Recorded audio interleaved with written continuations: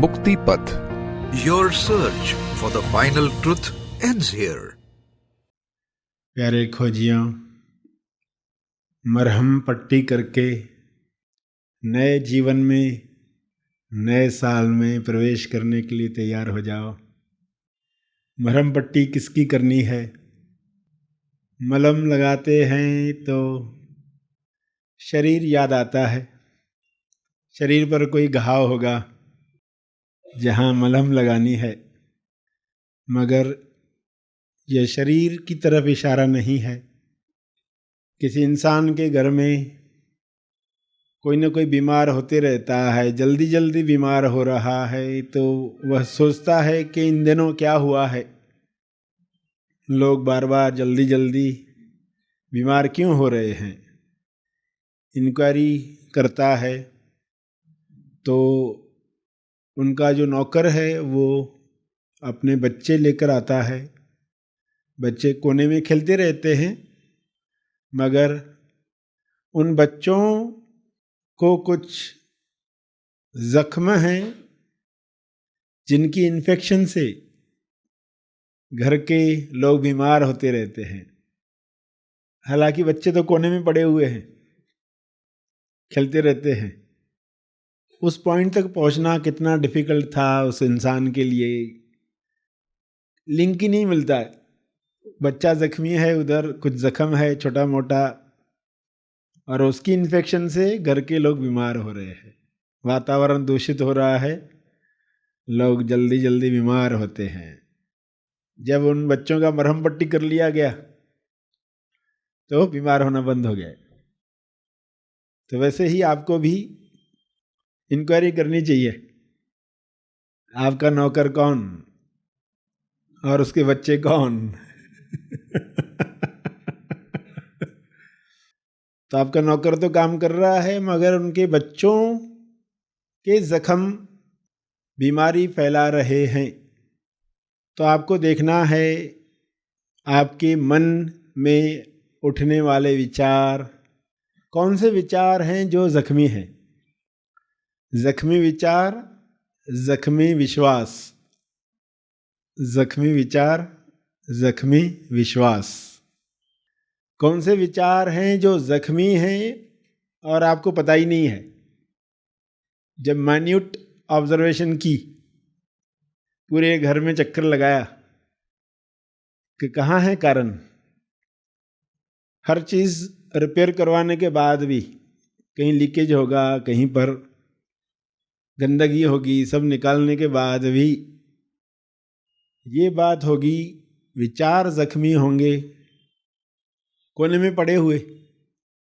विश्वास जख्मी होंगे, कोने में पड़े हुए। तो वो ग्रे पीरियड में सामने आ जाए, ताकि नए साल में, नए जीवन में प्रवेश करें तो स्वस्थ होकर प्रवेश करें, या स्वास्थ्य का राज जानकर, अस्वास्थ्य का कारण जानकर, ताकि और किसी पर ब्लेम लगाकर नए जख्म न बनाएं, ताकि विश्वासघात खुद से न करें, जख्मी विश्वास नए न बने। कला ही मिल जाए कि कैसे ये खोज होती है, कैसे दर्शन होता है, कैसे ग्रेट पीरियड बनता है। तो उदाहरण में तो साफ साफ दिख रहा है, बच्चा जख्म, मलहम है, ये पट्टी है, ये बैंडेज लगानी है और हीलिंग होनी है, कुछ समय छोड़ देना है। मगर कौन सा विचार जख्मी है ये पता ही नहीं चलता। कहीं जख्म को टैटू तो नहीं समझ लिया है, वही दिखा देखा अगर खुश भी हो रहे हो। अज्ञान जो करवाए कम है। पर्सन की हड्डी टूट गई है लेफ्ट हैंड की, डॉक्टर को दिखाता है राइट हैंड। ऐसा क्यों कर रहे हो कि लेफ्ट हैंड को पकड़ेगा दर्द होगा, उसको दबा कर देखेगा तो राइट हैंड दिखा रहा है, इसका फ्रैक्चर हुआ है। तो आप कहेंगे कोई मूर्ख ही होगा जो ऐसा करेगा, राइट हैंड में प्लास्टर लगवा के आया है। तो कोई जख्म को टैटू समझकर लोगों को दिखाए, ये देखो नया टैटू, और ऐसे लोगों को दिखाता है जो टैटूज दिखाते हैं, तो वो भी वाह वाह बोलते हैं।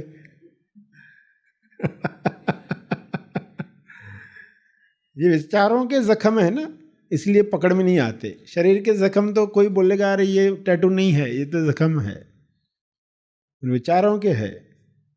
तो जब तक कोई दर्शन न करवाए, क्लियरली बताए नहीं, और उस पर उसे विश्वास हो नहीं, तो वो देख ही नहीं पाएगा ये तो जख्म है। इस पर तो मलहम लगनी चाहिए, हील होना चाहिए, ये तो गायब होना चाहिए, तभी सुकून मिलेगा।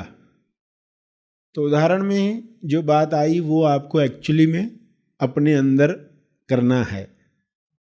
यानी क्या करना है? खुद से पूछना है कि कौन से विचार मेरे जख्मी हैं। पहले समझ में नहीं आएगा, मगर जो लगातार काम करते हैं अचानक यूरेका होता है। अगर इस वक्त आपको कहा जाए कि आप ये सोचो कि आपके जीवन में कौन है जो आपकी वैल्यू नहीं समझता, आपको क्या याद आता है? आपके जीवन में, घर में, मित्रों में ऐसा कौन है, रिश्तेदारों में ऐसा कौन है जो आपकी वैल्यू नहीं करता, उसको आपकी वैल्यू मालूम ही नहीं है? तो एक मिनट आंख बंद करके देख लो, ये पर्सन मेरी वैल्यू बिल्कुल नहीं समझता। खुद से नहीं छुपाना है, जो आपको लगता है वो खुद को बताना है। यहां सबके सामने नहीं भी बताया चलेगा, खुद को बताना जरूरी है। इन लोगों को मेरी कदर ही नहीं है।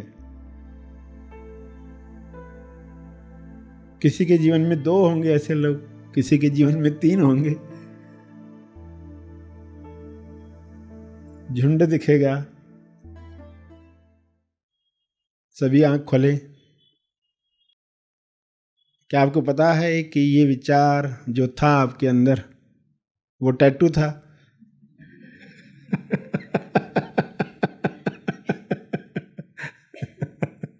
वो जख्मी विचार था, कि बाहर से तो लगेगा नहीं, इसमें क्या है, इनको मेरी वैल्यू नहीं है।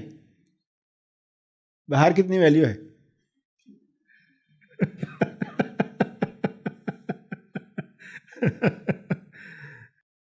तो ये जानकर भी हीलिंग हो रही है कि नहीं? सिर्फ अभी मालूम पड़ा है ये टैटू है। अब वही पर्सन आएगा सामने और मन कहेगा इसको वैल्यू नहीं है मेरी, तो उतना ही दुख होगा जितना आप तक होते आया, या कुछ कम होगा? कम होगा, और कम करते हैं।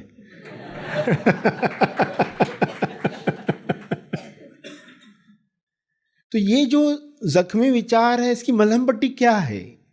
इस मलहम पट्टी में आपको यह मनन करना होता है कि क्या मैं खुद की वैल्यू करता हूं, मैं अपनी कदर कितनी करता हूं, मेरी नजर में मेरी वैल्यू कितनी। अब इस पर मनन कराओ ताकि जख्म हील हो। खुद से सवाल पूछो, क्या मैं खुद की वैल्यू करती हूं? क्या मैं खुद की कीमत जानता हूं? मैं कौन हूं? उसकी कीमत क्या है? क्या मैं खुद ही अंडर एस्टिमेट करता हूं? अगर मैं खुद की वैल्यू जानता होता तो मैं जख्मी विचारों को कितना एंटरटेन करता।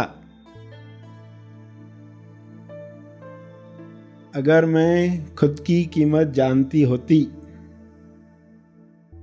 अगर मैंने खुद को पहचाना होता, तो लोगों की बातों को कितना दिल पर लगाया होता। मैं कैसे जीता, मैं कैसे जीती। अगर मुझे ही मेरी वैल्यू मालूम नहीं है तो लोगों को मेरी वैल्यू कैसे पता चलेगी?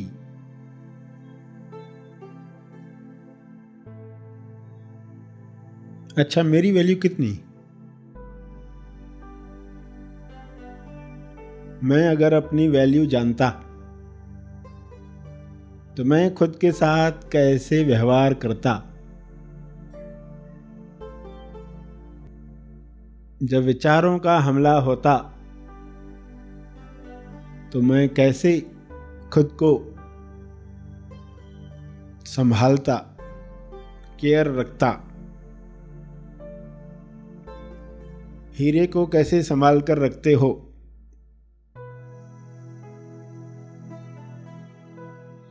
किसी के वैल्यू न करने से क्या आपकी वैल्यू कम हो जाती है?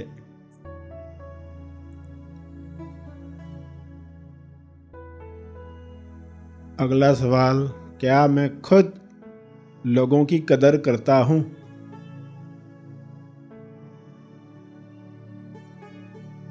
क्या मैं लोगों की कीमत, वैल्यू करता हूं, जानता हूं, मानता हूं, करता हूं? आज के बाद मैं अपनी वैल्यू जानकर व्यवहार करूंगा तो कैसे व्यवहार करूंगा? क्या दोष दूसरों पर लगाऊंगा जो आपकी वैल्यू नहीं जानते? क्या आप उन पर दोष लगाओगे? वे खुद अपनी वैल्यू नहीं जानते, तो क्या उन पर इल्जाम लगाओगे? ये कैसी मूर्खता हो सकती है? हीरे की परख करवाने के लिए आप पारखी के पास जाते हैं, ना कि किसी ऐसे इंसान के पास जिसने कभी हीरा देखा ही नहीं है। जो अनजान है उसके प्रति करुणा ही आएगी। जो अनजान है उसका क्या दोष है? जो आपकी वैल्यू नहीं जानता, अनजान है, क्या आप भी अनजान हैं? तो आप भी उनकी ही कतार में खड़े हैं। क्या ये सच्चाई दिख रही है या अभी भी हम अनजान हैं? अगर ये लोग कभी भी आपकी वैल्यू नहीं समझेंगे तो क्या होगा? क्या आप दुखी रहेंगे? दुखी रहकर आपने अपनी वैल्यू कम कर दी। आप अपनी वैल्यू नहीं जानते।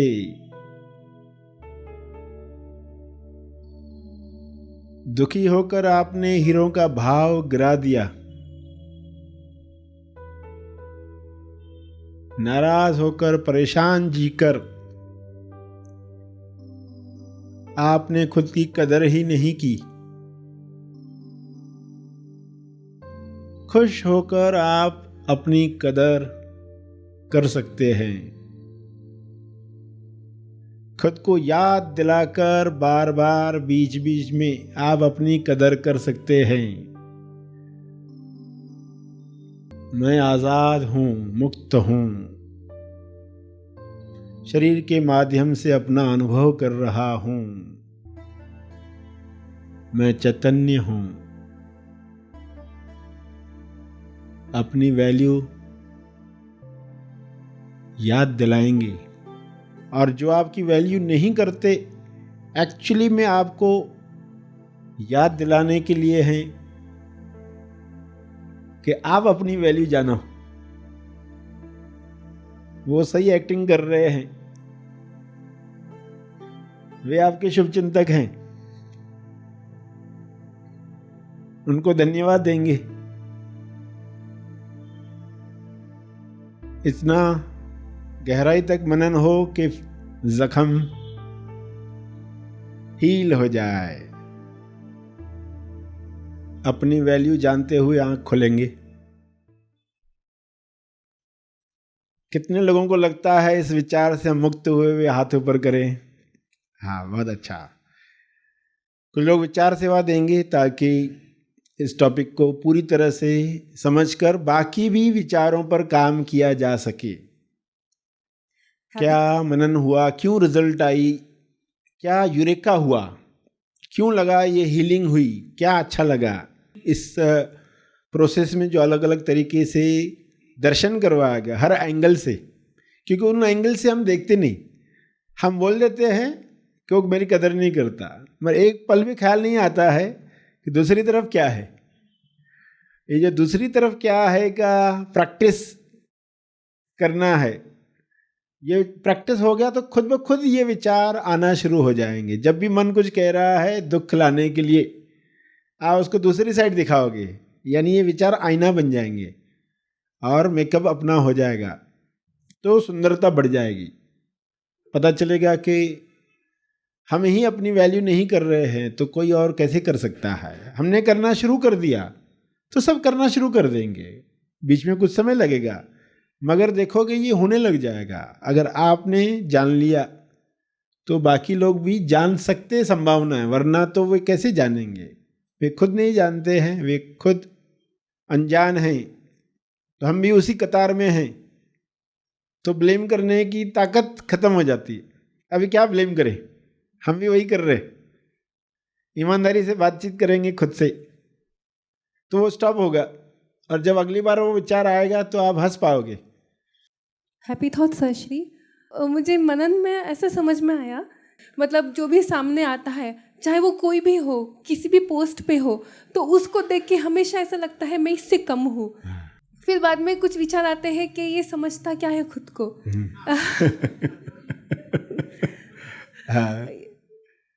ये क्या समझता है खुद को, मतलब या तो ये उल्टा कहे कि ये मुझे क्या समझता है, मुझे कम समझता है क्या।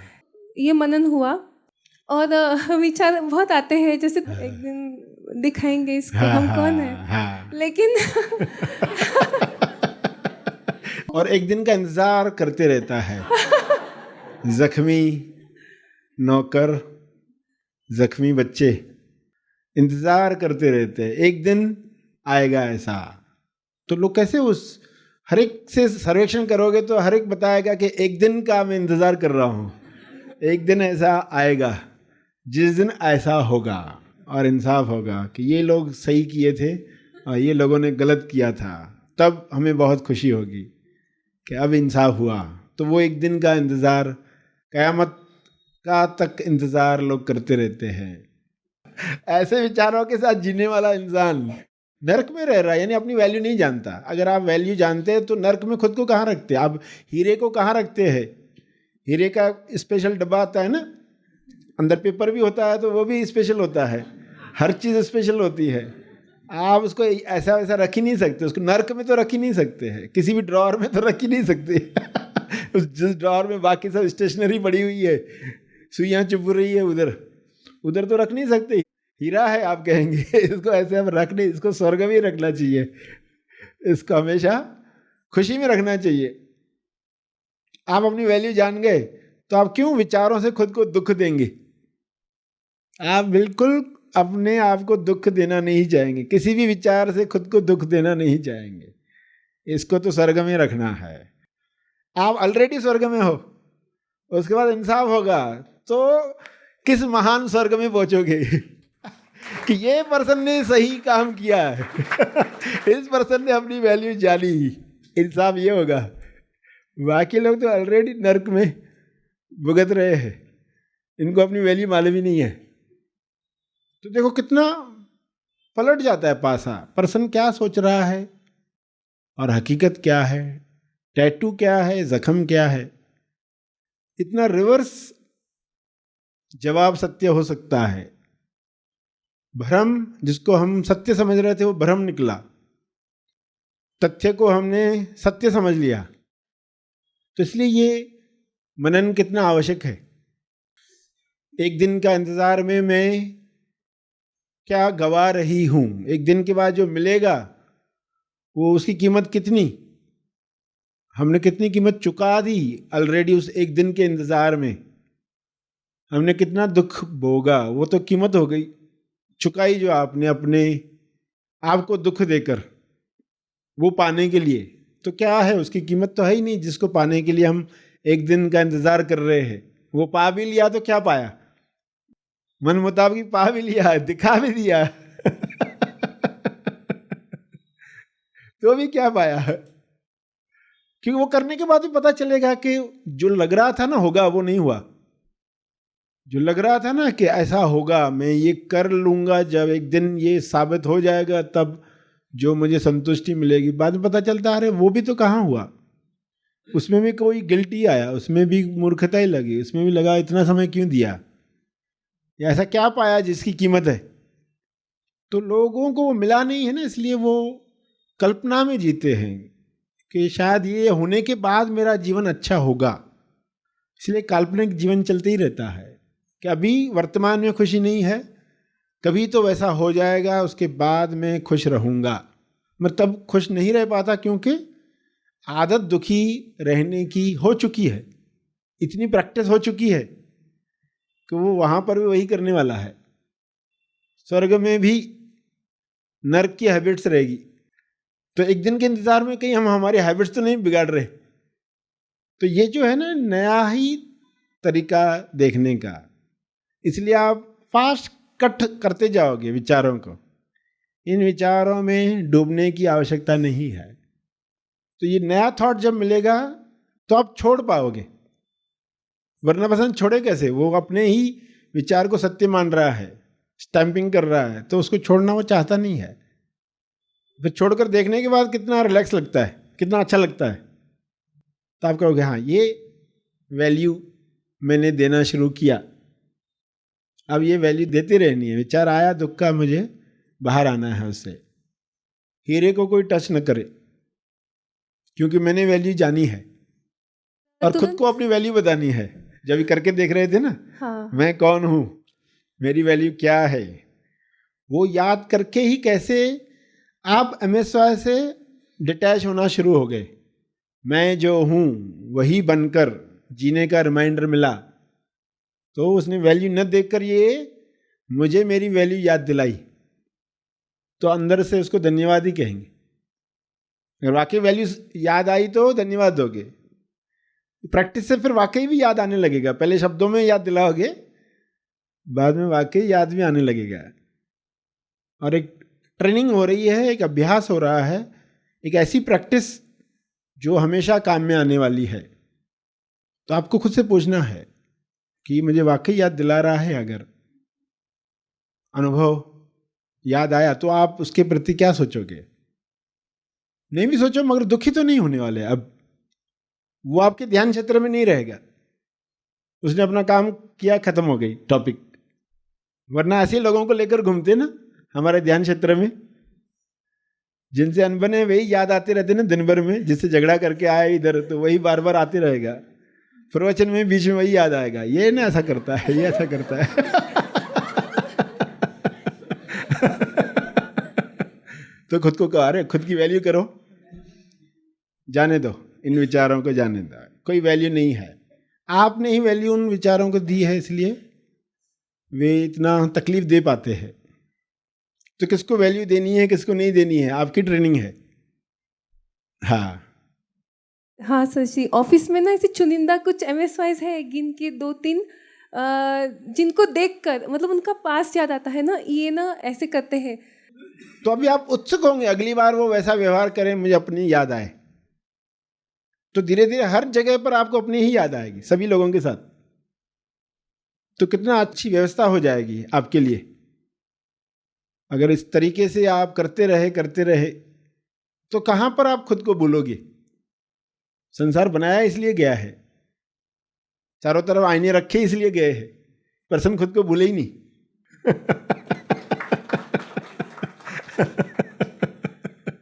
हर एक के साथ किसी न किसी वे में आपको अपना ही दर्शन होने वाला है। तो ये प्रैक्टिस आपको खुद को देनी है, क्योंकि आप खुद को प्यार करते हो, खुद की वैल्यू करते हो, इसलिए ये प्रैक्टिस मुझे देनी है। आप व्यायाम क्यों करते हो? क्योंकि आप नहीं चाहते हो मेरे शरीर में पीड़ाएं रहे, दर्द रहे, आपको स्वयं से प्यार है, तो आप उसको फ्लेक्सिबल करोगे, इसको व्यायाम दोगे।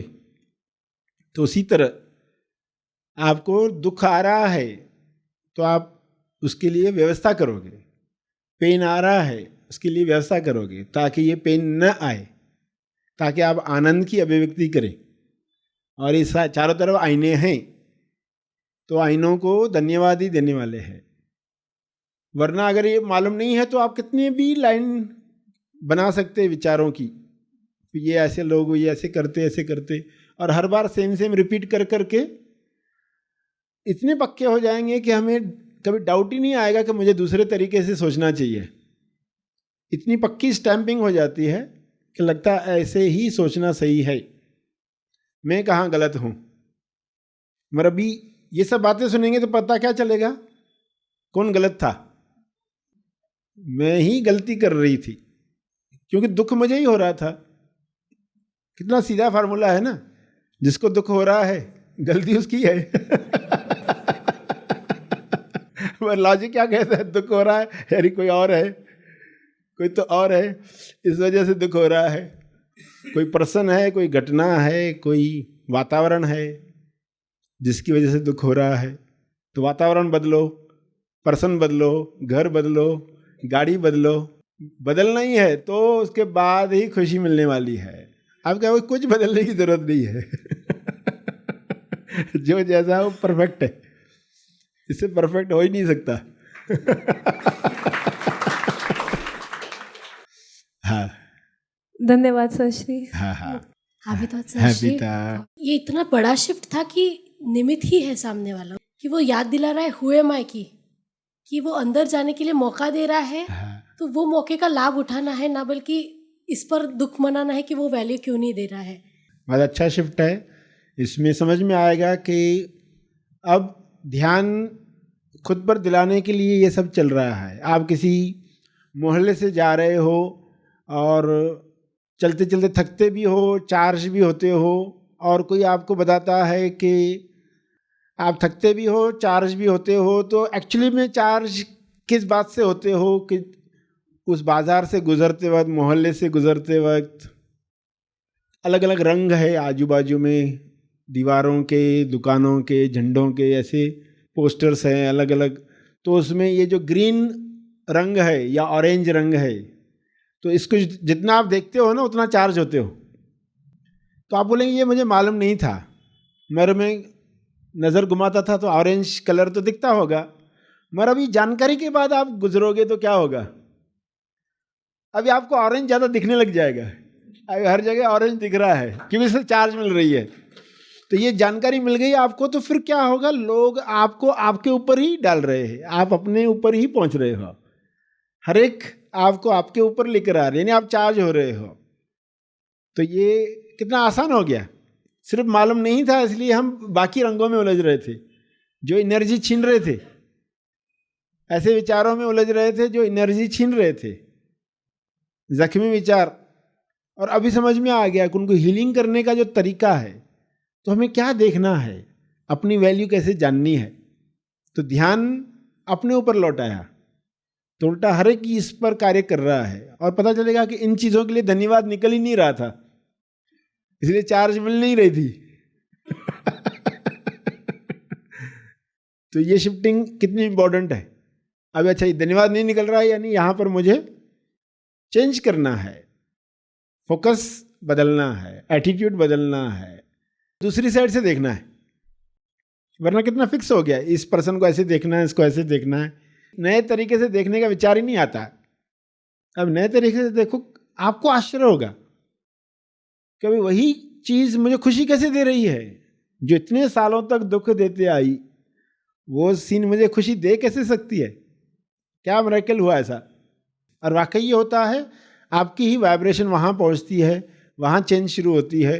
इंसान को पता नहीं है कि वो अंदर रूठ कर उस पर्सन को भी क्लोज कर रहा है, फिर लगता है कि ये पर्सन ही ऐसा है।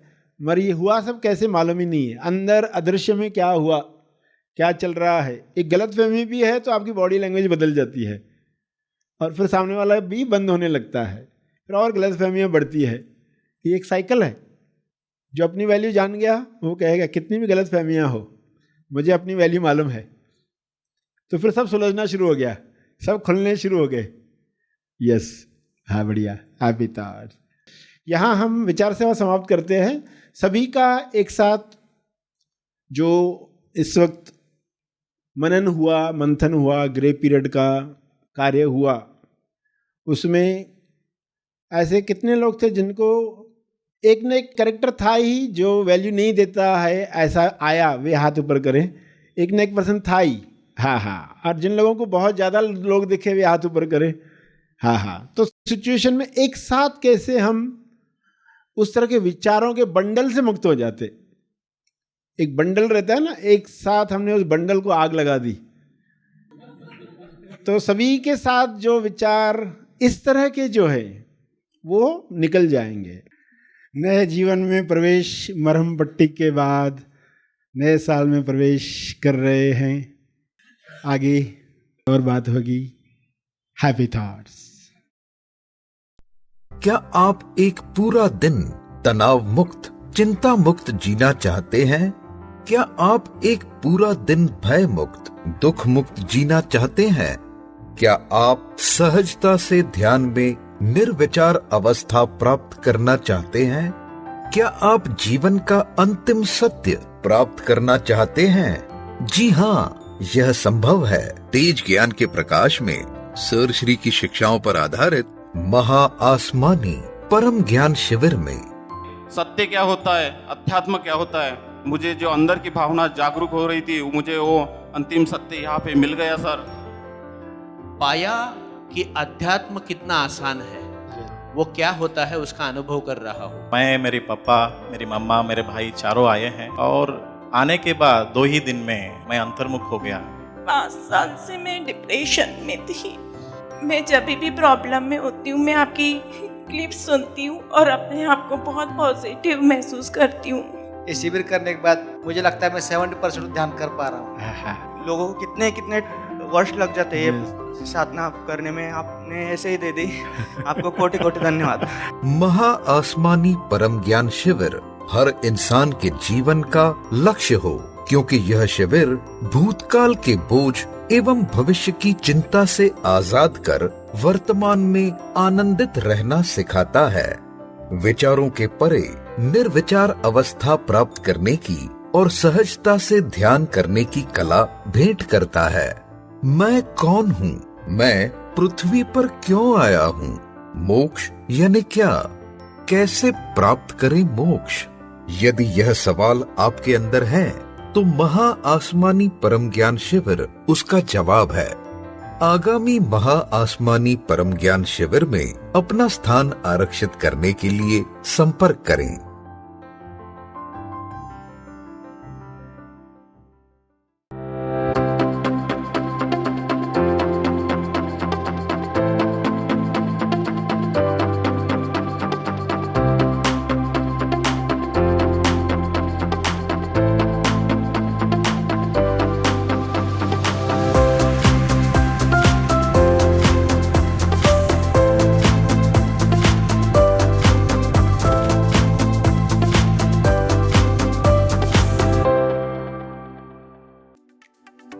इस वीडियो को लाइक और शेयर जरूर करें। साथ ही अपने अभिप्राय हमें कमेंट करके जरूर बताएं। हैप्पी थॉट्स तेज ज्ञान चैनल और सर श्री तेज ज्ञान चैनल को आज ही सब्सक्राइब करें और लेटेस्ट अपडेट्स सबसे पहले पाने के लिए बेल आइकन को दबाएं। धन्यवाद।